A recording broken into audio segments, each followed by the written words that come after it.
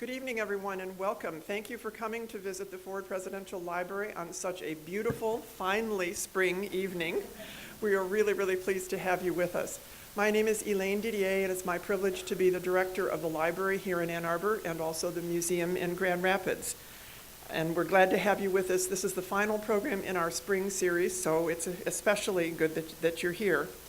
Tonight's program is brought to you by our parent organization, the National Archives and Records Administration, and a very important support from the Ford Presidential Foundation. We're very grateful to every one of you who is a member of the Friends of Ford and a contributor to the foundation, for it's your support that makes these programs possible. For those of you not as familiar with the Ford Foundation, it plays a very important role in promoting the ideals, values, and commitment to public service that President Ford personifies. It is through the generosity of the foundation that we are able to have feature exhibits at the museum, and in fact did a total renovation a few years ago and building of a new learning center, as well as make possible these programs. Tonight we have a couple of special guests who are Ford Foundation trustees, current and past. We have the University of Michigan President Mark Schlissel with us tonight. Mark.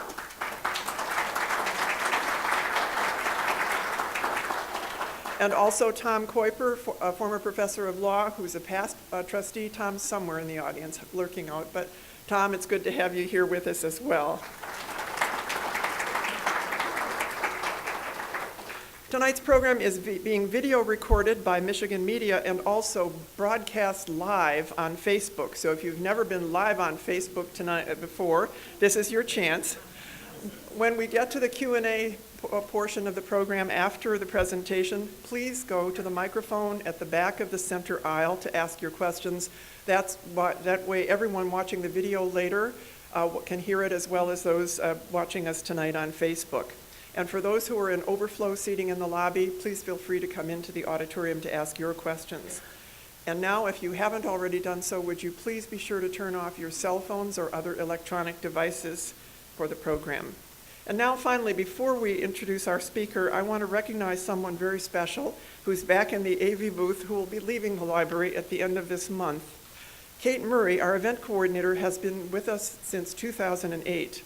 She organizes not only every aspect of our public programs like tonight's event, but literally dozens of rental events each year for multiple colleges across the University of Michigan who use us for VIP lectures, special events, donor recognition events, as well as academic poster sessions, graduation receptions, and even Naval and Air Force ROTC commissioning ceremonies.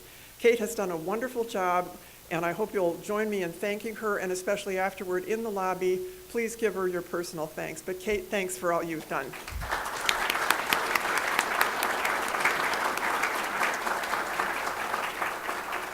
And now let me turn the microphone over to my counterpart at the Ford Presidential Foundation, Joe Calvaruso, the executive director, who will introduce our speaker.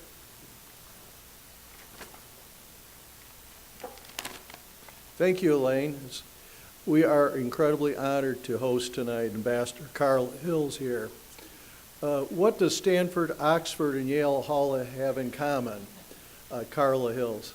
And what a great academic background that those fine institutions, and what a wonderful career that Carla has built upon that. Ambassador Hills has a profound history with President Ford. She was appointed by President Ford as the first woman to serve as the U.S. Secretary of Housing and Urban Development. Probably more surprising, though, is she was the only third woman to serve on the cabinet. So congratulations for helping pave the way to that. Carla previously served President Ford as a U.S. Assistant Attorney General in the Civil Division at the U.S. Department of Justice, along with our former trustee, Professor Kuiper. Learned tonight that he served with Carla over there. Ambassador Hills is a dedicated and active trustee and member of the executive committee at the Ford Foundation. She always adds key insight to any issue, and she supports to get the job done in a timely and efficient manner. The Foundation and Ford family awarded Carla President Ford's Medal for Distinguished Public Service in 2008. This award honors individuals who serve the public's good in the private and public sector. On a visit in 2017 to Grand Rapids, she received an additional honor, Colonel Ralph W. Hounstein's Fellowship Award, Grand Valley State University's highest award, which honors and distinguishes individuals that have shaped our country's history and provided leadership in the world. She joined the ranks of President Ford posthumously in receiving this award, Lieutenant General Brent Scowcroft, Secretary Madeleine Albright, and Secretary James Baker in receiving that award. Ambassador Hill is currently Chair and Chief Executive Officer of Hills and Company, advising on investment, trade, commercial diplomacy, and risk abroad. She works at the highest level in establishing commerce around the world and government advising. Tonight she speaks on why trade matters. Let's give Carla Hills a warm welcome to Grand Rapids, or Ann Arbor. I remember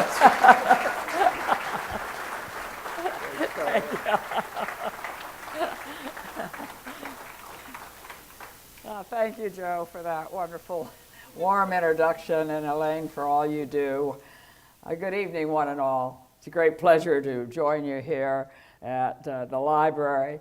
I've been invited to share my views on today's trade issues. It's titled Why Trade Matters. And I don't have to tell this audience that these are turbulent times, economically, politically, and technologically, that are affecting us domestically, bilaterally, and globally.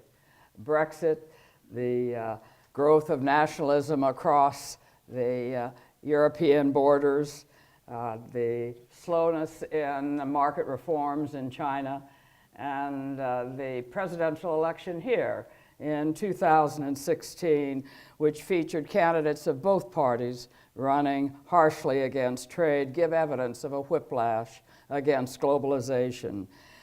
Shortly after taking office, President Trump withdrew the United States from the Trans-Pacific Partnership, and he threatened to pull out of the North American Free Trade Agreement unless he could fix it. And he's also threatened from time to time to pull out of the World Trade Organization. So currently, I would say that our trade policy is more unilateral than global, and that is a sharp reversal from our nation's long-standing views.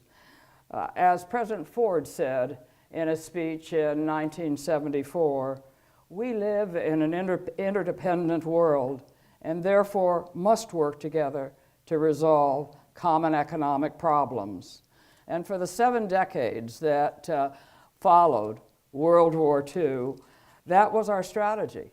Our government, whether led by Democratic or Republican administration, has worked to open global markets, persuaded that high tariffs and discriminatory trade arrangements, actually adopted in the 1930s by governments, including our own, intensified the Great Depression and ignited intense international friction.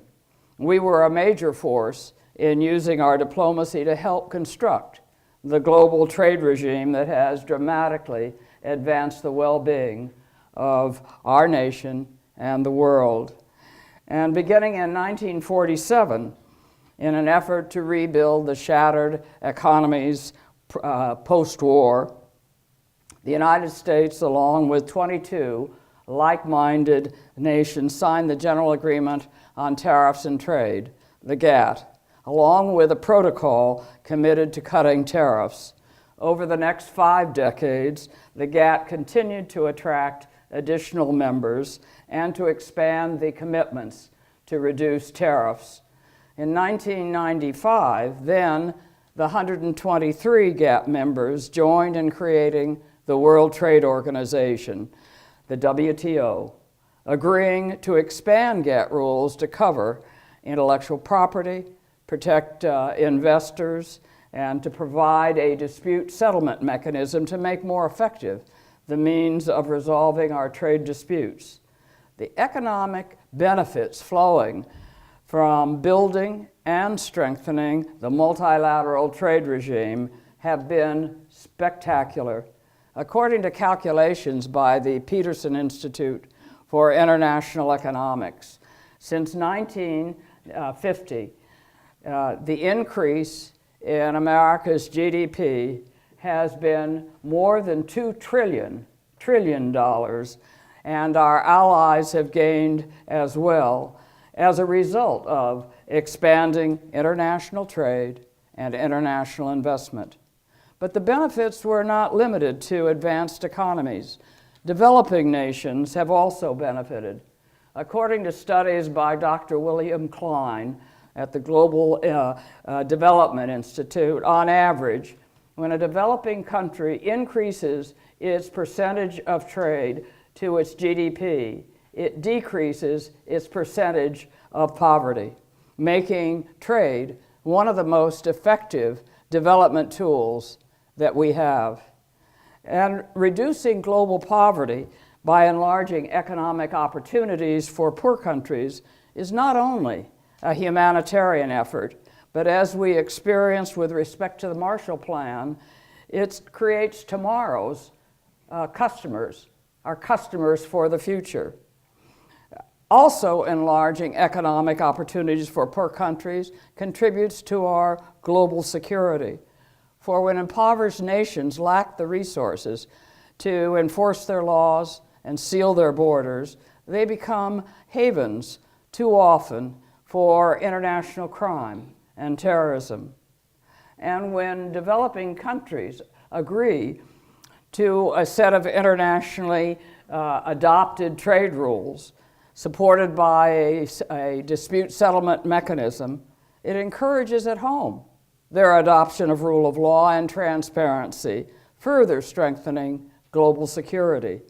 And last but not least, strong economic engagement across borders builds bonds, builds global partnerships that are necessary to deal with today's challenges that range from pandemics to climate change and much more. So we need to keep these benefits in mind as we address our crowded and complex trade agenda, which includes resolving our differences with China, securing approval of the U.S., Canada, Mexico agreement, the USMCA, that seeks to modernize the North American Free Trade Agreement, and negotiating separate trade agreements with Japan, the European Union, and possibly the UK, Britain, depending on the outcome of Brexit. In the headlines is our negotiations with China, which technically is not a negotiation of a trade agreement, but rather an effort to resolve a set of grievances, such as restrictions on inward investment, theft of intellectual property, inadequate protection of our patents, and unfair preferences given to state-owned enterprises. Last year, instead of bringing our complaint to the WTO, and I think our complaints, I will say, were legitimate, we decided to proceed unilaterally, and we imposed a 10% tariff on $200 billion worth of Chinese exports. China reciprocated by placing tariffs on $110 billion of our exports to them. Both sets of tariffs have adversely affected a number of our economic sectors, particularly agriculture and manufacturing. Far better, in my view, would have been to join with our allies, the European Union, Canada, Japan, and South Korea, all of which shared our complaints. As a group representing more than half of global GDP, we would have had far more leverage in persuading China that it must abide by its WTO commitments not to discriminate and to provide national treatment to foreign entrepreneurs.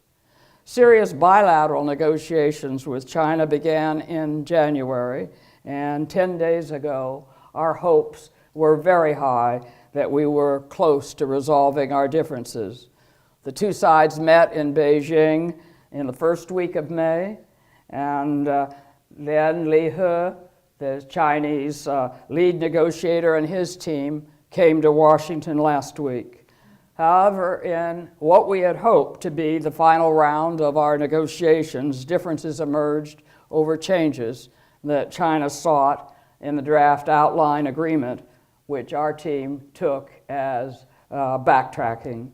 In reaction, the president immediately ordered that our existing 10% tariffs on $200 billion worth of Chinese imports be raised to 25% and threatened 25% tariffs on all remaining $325 billion of what we buy from China. And of course, China responded stating it would raise tariffs on $60 billion worth of U.S. exports starting June 1.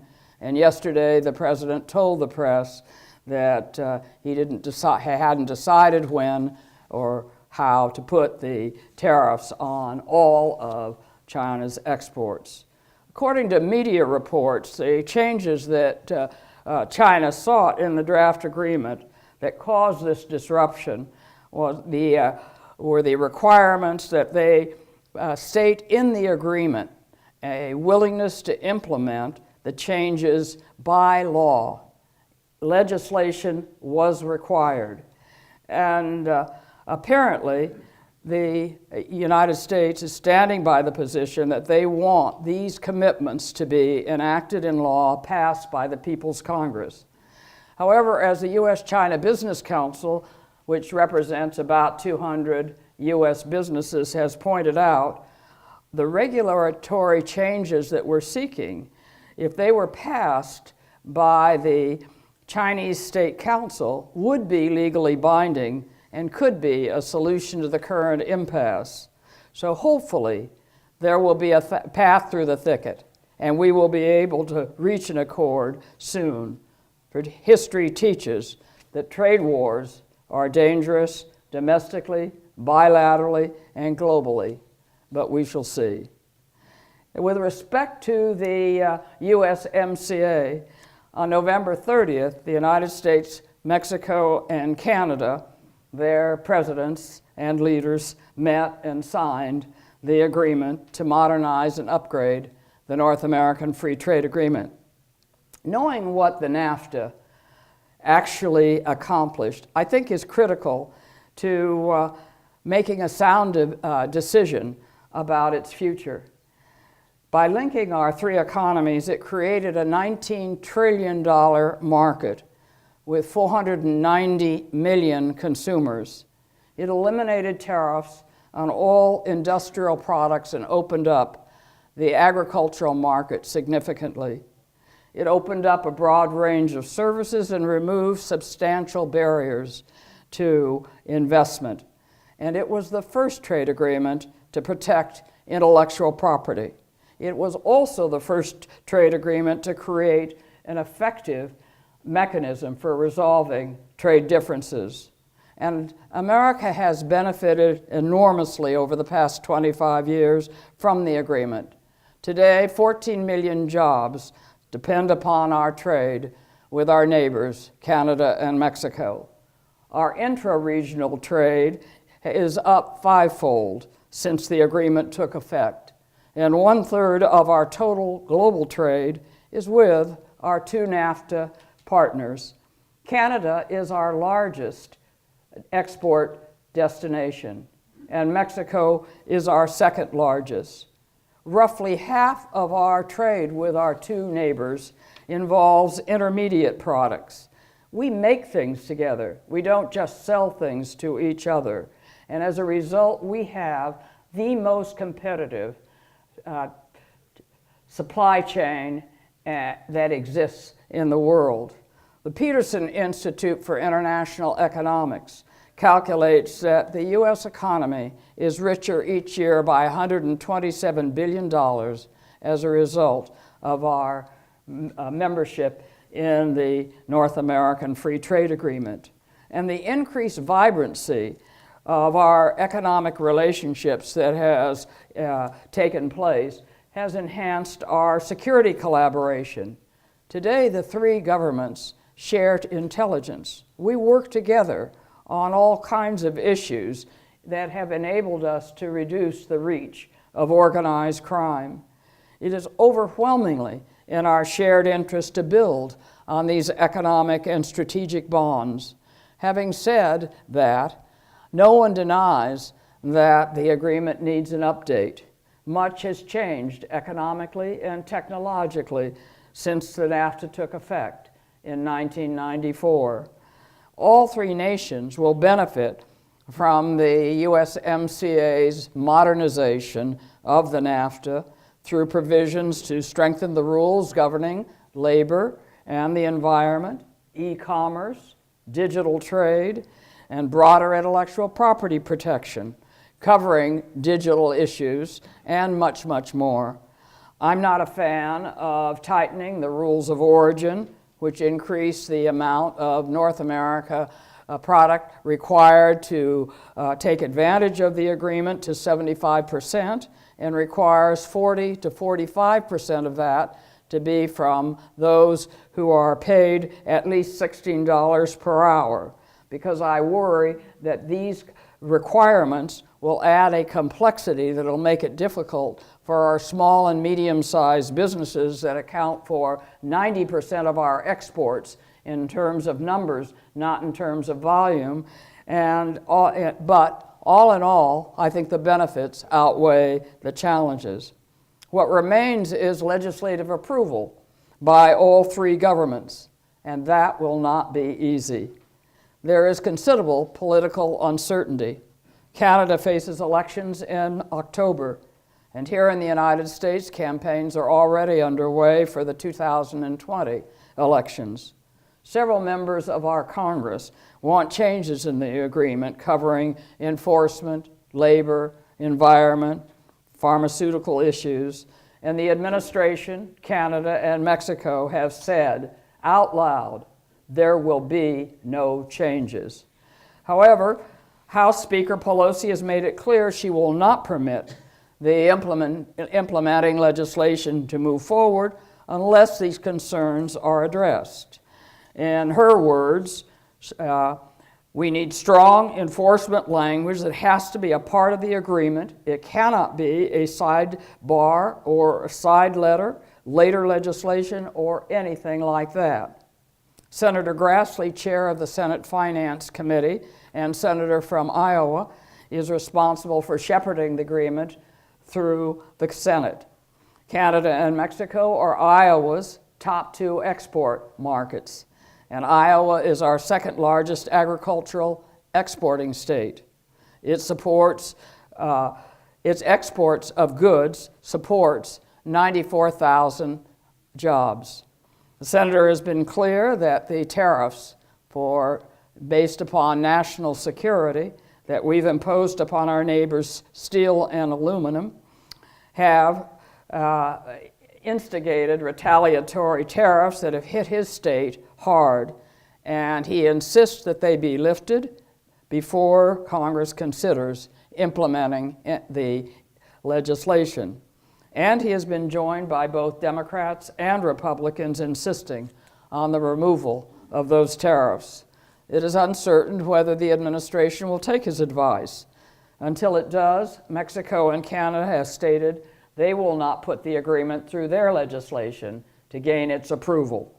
Working through these challenges is likely to delay a vote until late in 2019 and possibly into 2020, when our election cycle shifts into high gear, creating considerable uncertainty regarding the future terms of trade governing our two largest export markets. Last week, Mexico's officials were in Washington, and there were rumors that the steel and aluminum tariffs on our two neighbors would be replaced by what was called flexible steel rate quotas.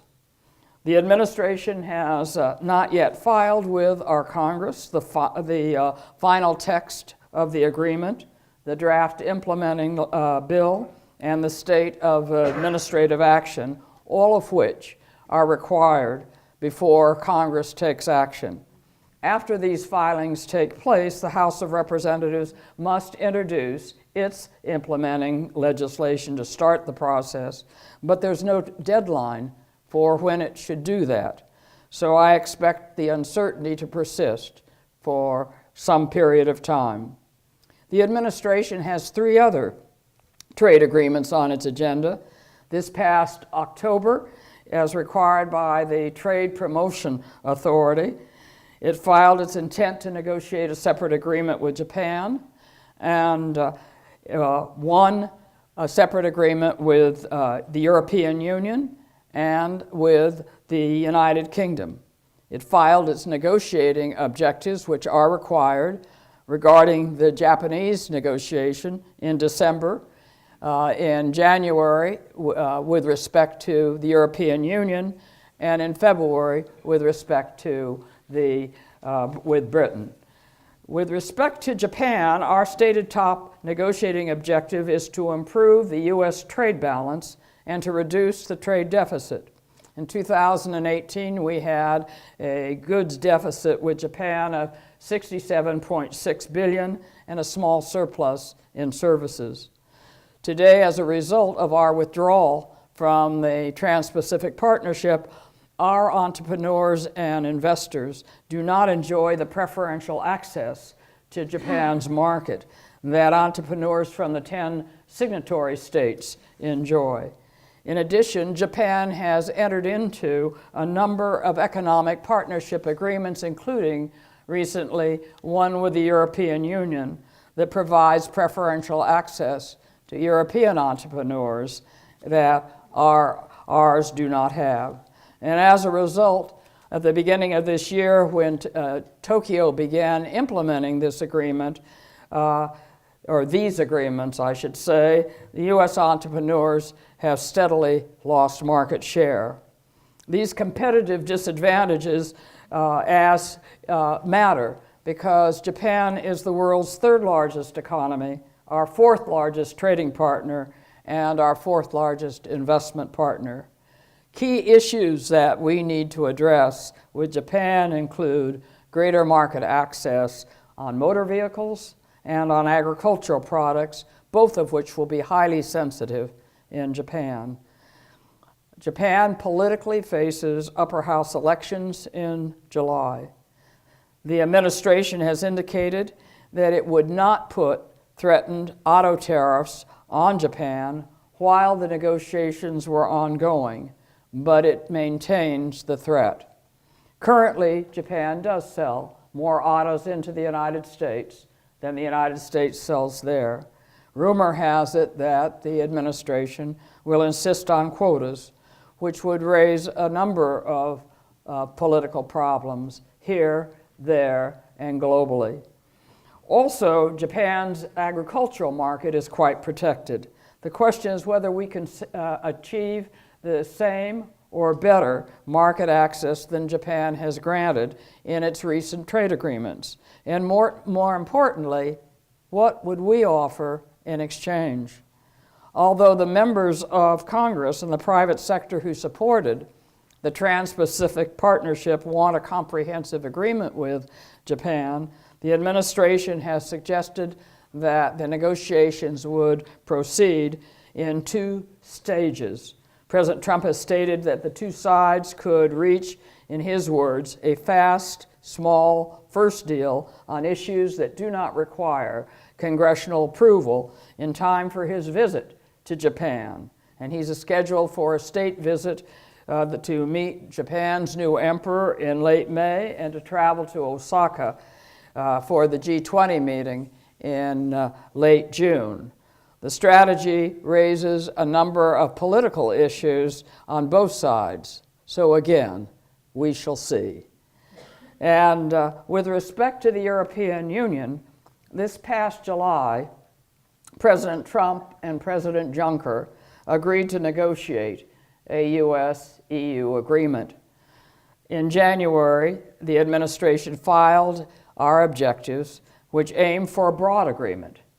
First on our list was to improve the U.S. trade balance and to reduce our trade deficit. Our key component listed included a desire to achieve comprehensive market access with respect to agriculture. However, the EU's negotiating mandate that they are required to have is limited and only covers tariff reductions on industrial goods and efforts to increase regulatory compatibility. As the U.S. Trade Commissioner stated last month, in her words, agriculture will certainly not be a part of these negotiations. This is a red line for Europe. So the path for achieving an agreement may be blocked and will certainly not be easy. France voted against the negotiation with us to have a trade agreement, and it said it didn't want to have a trade agreement with any nation that was not part of the Paris Climate Accord. Belgium abstained.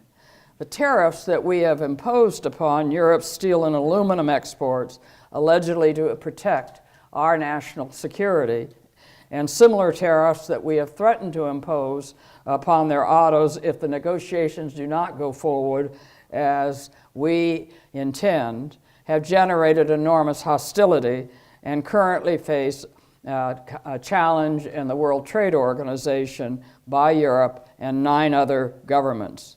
Again, we shall see. With respect to the United Kingdom, negotiations there will have to wait until there's a decision on Brexit, and that is not expected soon and remains exceedingly uncertain. So in short, the path ahead for trade is quite clouded. In my view, trade tariffs are not the answer. History proves that opening, not restricting, global markets is a proven way to create jobs and generate productivity and prosperity. We cannot afford to turn inward. With roughly 5% of the world's population creating 20% of its output, we need to reach markets beyond our borders. According to a study conducted recently by the Chamber of Commerce, some 41 million American jobs depend on trade. However, we know that the benefits of trade are not spread evenly. Individuals and communities have seen jobs disappear. Most economic studies conclude that advances in technology, not trade, are the major cause of job churn. Today, owing to technological advances, U.S. factories are producing twice what they did in 1985 with half the workers. And although our current unemployment is very low, a number of persons have dropped out of the workforce. It is estimated that today we have some 7 million higher-paying jobs that remain unfilled, and many of these jobs only require 20 to 25 weeks of training. Rather than destroying our nation's economic future by turning inward, we need to put in place effective social programs structured for the economy of the 21st century. For example, we could post all the jobs on the internet of the vacancies, their location, the salaries, and the time required for the training. The government could provide a stipend to provide for relocation costs and for support during the training period. And companies needing the workers could cover the cost of the training. Such a program would pay for itself over time, rather like the Marshall Plan, for as workers are trained, they will be paid more as from their jobs, and they will pay more taxes. And if we are to continue to capture the economic and security benefits that flow from international trade, we need to do a much better job in explaining to the public and their elected representatives the enormous benefit that our nation derives from our multilateral trade system and to deal with the issues that create anxiety. Universities, think tanks, business groups, employers, all of you have a role to play and can help, and we have no time to waste. Thank you.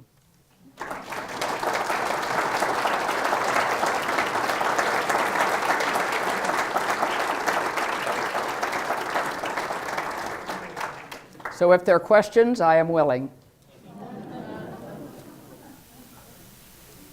Question? Yes. Well, why don't you come up here? It's shorter. Just speak into the mic. You went to split your stipend. But yeah, I was wondering, would we have the same problems that Tokyo had? We remained in the TPP. You know what I mean?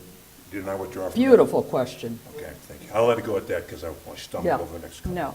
I'll tell you, we concluded the TPP, which opened up the agricultural market and a lot of other sectors. And we did so and got through the political thicket, because when you have 12 people on the table and number one puts this on, I will pay, and you want it, but you didn't have to pay for it. Number two puts something on the table that I want, and I didn't have to pay for it. Number three puts something on the table. You get much more when you have a group around the table than when you just are negotiating one by one. And it took 6 years to negotiate the TPP. We had an agreement that people were just so happy with. So it granted what we are seeking today. If you read carefully the U.S. MCA, all the new provisions in it have been plucked from the TPP. So that was the modernization. And with respect to what we want from China bilaterally, we're going to say, will you give us what you gave all the others and what you promised to give us when we shook hands and agreed to the agreement? And that will be tough for Japan, because they'll say, what are you going to give us? But it can be done. We'll find something. But again, globalization and plurilateral agreements work better than the bilateral and tariffs. Such a knowledgeable crowd. Another question. Sure. Come on up. Do you expect more? Do you expect to have the election of a moderate leftist government in Mexico? Do you have any issues with The question is, do I expect a moderate approach from AMLO, who is the new president? Yeah, he's a moderate leftist as compared to the government we just dealt with for setting up the negotiations so far.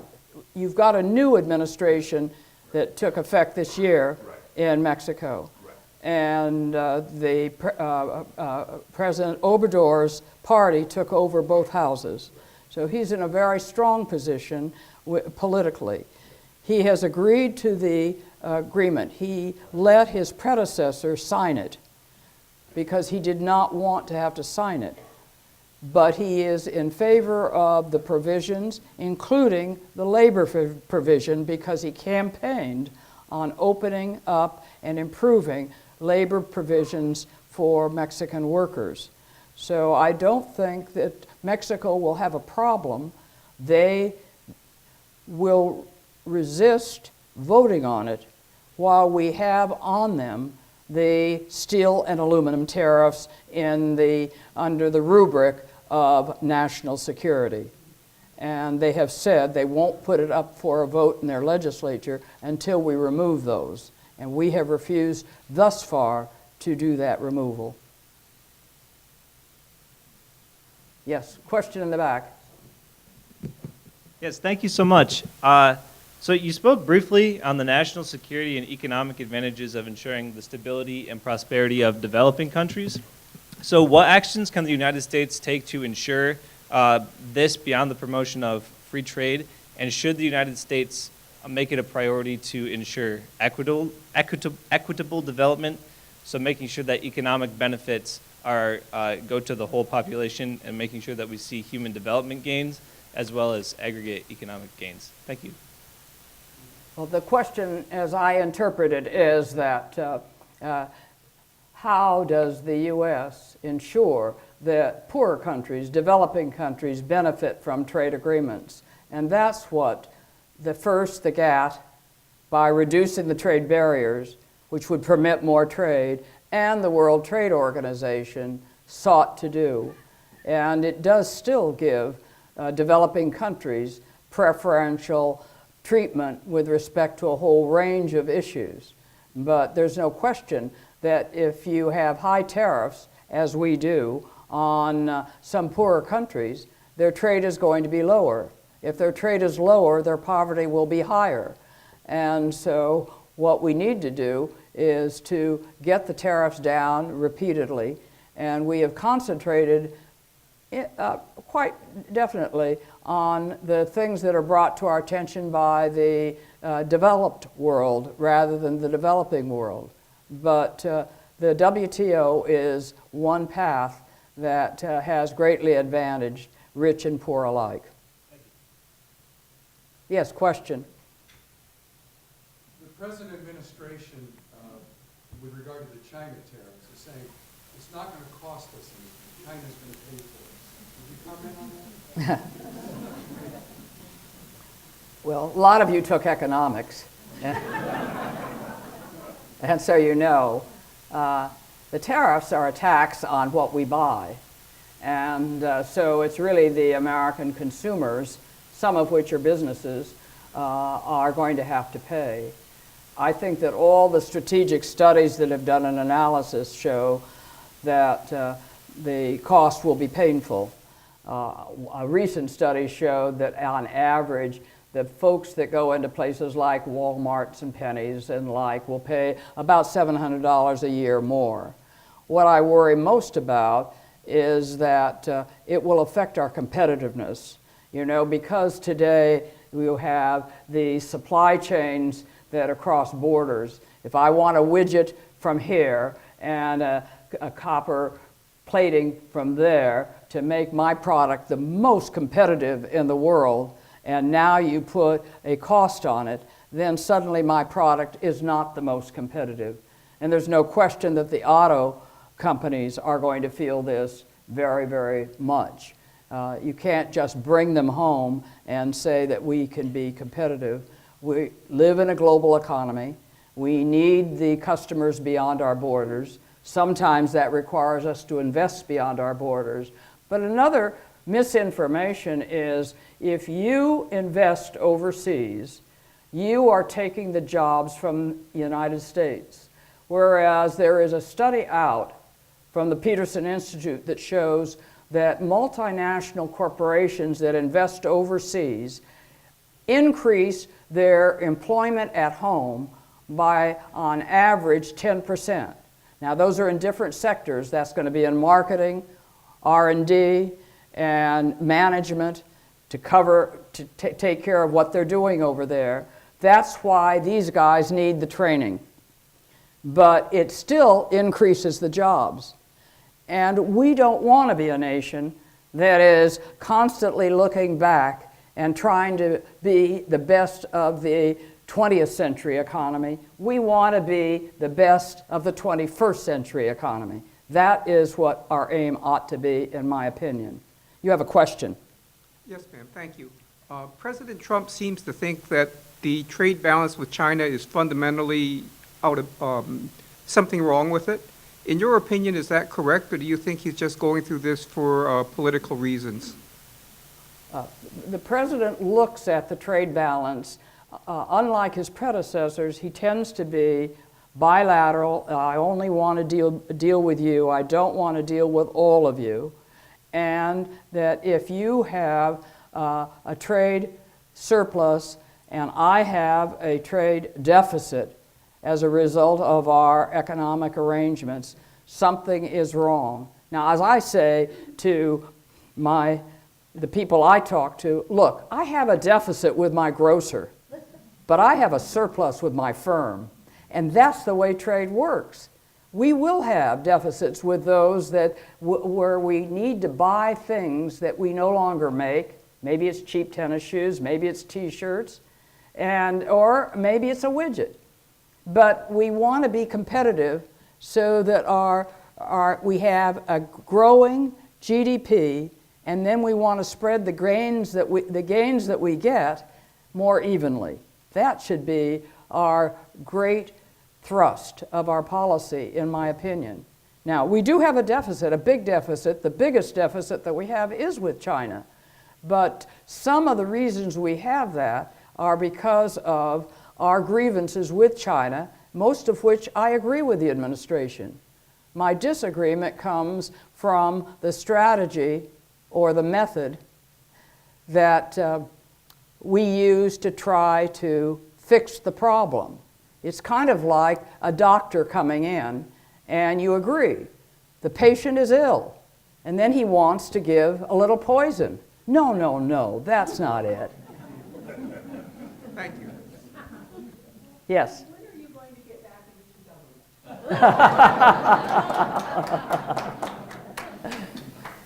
government? You're a diplomat. We need you in North Korea. Hi, yeah, can you speculate what you think it would be like to be U.S. trade representative in a world of Twitter?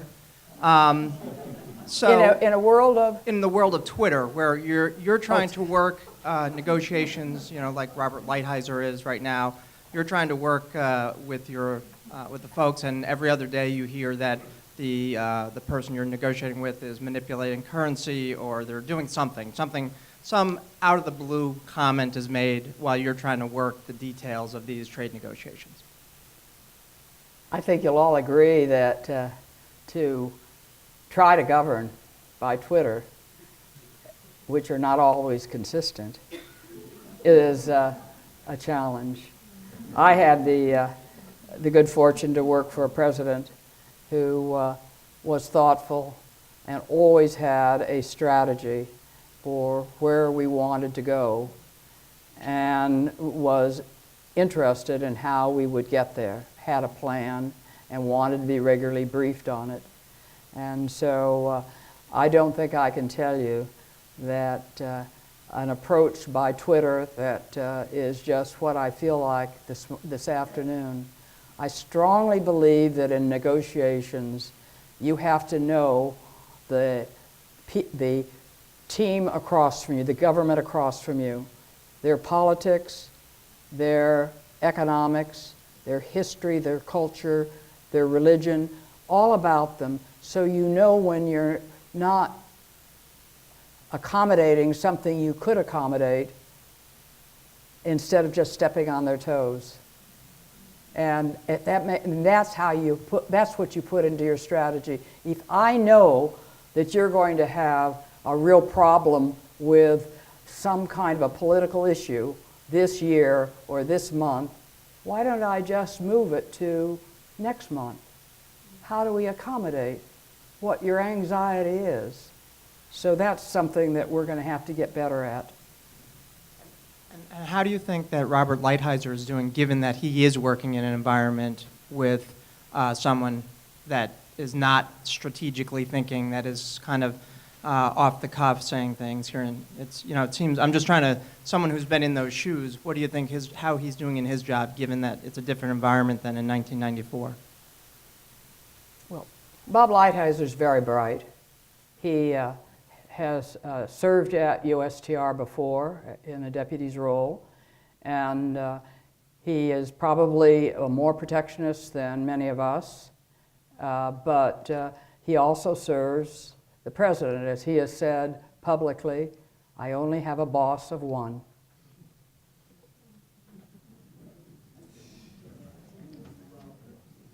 Thank you for a very interesting talk. Can you help me understand?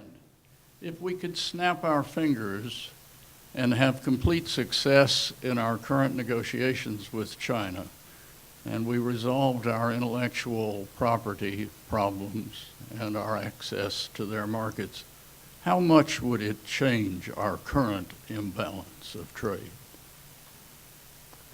Well, China is the second largest economy, and I thought that there was a magic moment because they know that they must move from a export rather a industrialized, government-driven economy to more of a supply-side economy. They have funneled state credit to these state-owned enterprises that are actually losing money and producing more than they need in sectors like steel, cement,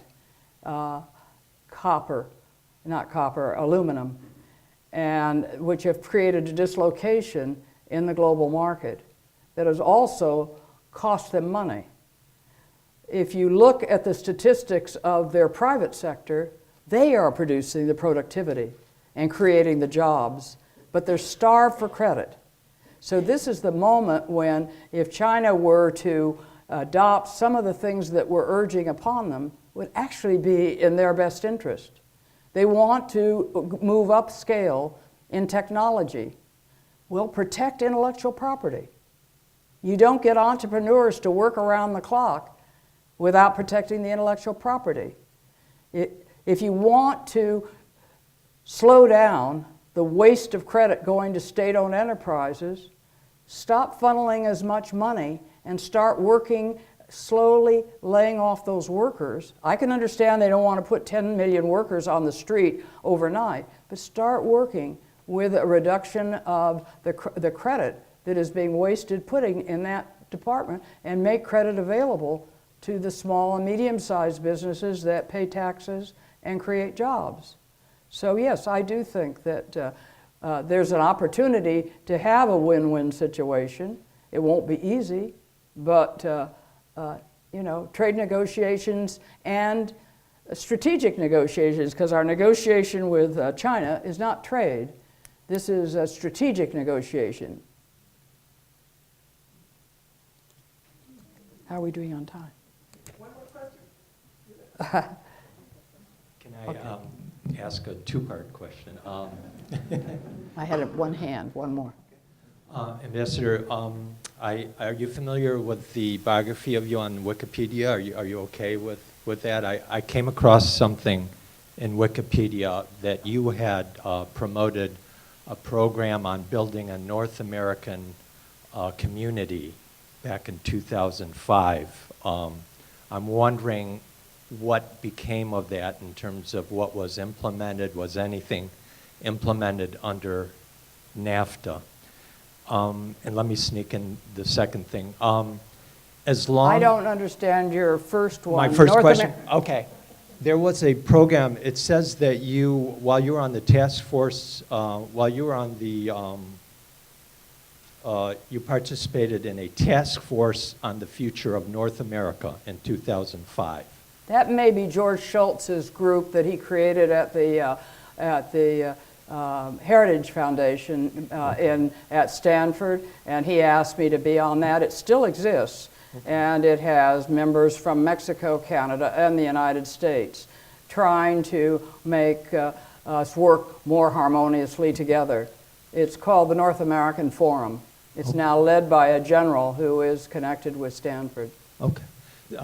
The second question, as long as labor is so much cheaper in third world countries, in China and Mexico and so forth, can that ever address the issue of the trade imbalance as long as corporations seek to build their products overseas because of cheap labor? Unless that changed, what could impact on trying to address the trade imbalance with the problem of low wages in other countries, motivating companies to go there and then ship back their products here?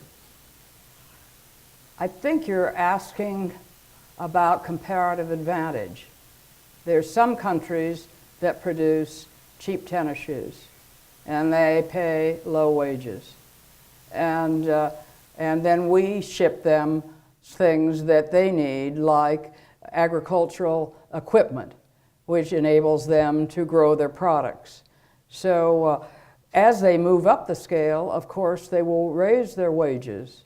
But a second part of this is we are beginning more and more to put labor standards into trade agreements. And we also have the International Labor Organization, which is rather similar to the GATT originally. It has rules and so forth. The United States has not approved all 8 of the core principles, but most countries have, and were we to do that, it would be a constructive effort. The UN has efforts to help raise wages, but I don't think that we don't give up trade because there are poorer countries. We try to make poorer countries better off. Thank you. And we have one more question here. And it's the last one, if you're getting tired. Okay, so my question has to do with all of these trade agreements that you've been talking about, which are now being renegotiated bilaterally. Agreements that we, in this last administration, has pulled us out of things that the former administrations have done. What's going to happen if these are still going on and we have an election next year and we have a new administration? I'm not sure I got that. So what I'm saying is, you've indicated that these trade agreements that are trying to be renegotiated by this current administration, Yes. are difficult. I mean, you've alluded to that many times, that these are really sticky negotiations because they're being done one-on-one. So my question is, what happens if in the next election cycle that administration is voted out? I mean, can somebody come back in and say, you know what, we're going back into TPP, we're going back into the Paris Climate Agreement, we're going back into all these things? I mean, how does that work? The answer to your question is yes. If there is a new administration that puts high on its priorities the agreements that we have turned our back on now, and can get political support in Congress and in among the electing population, yes, they could go back. I mean, the hope is always in the press that we will at some point see the benefits of rejoining the Trans-Pacific Partnership. One of the difficulties is if when you step out, what do you have to pay to get back in? So we can't undo the past, but we can improve the future, and I know you all will. So thank you.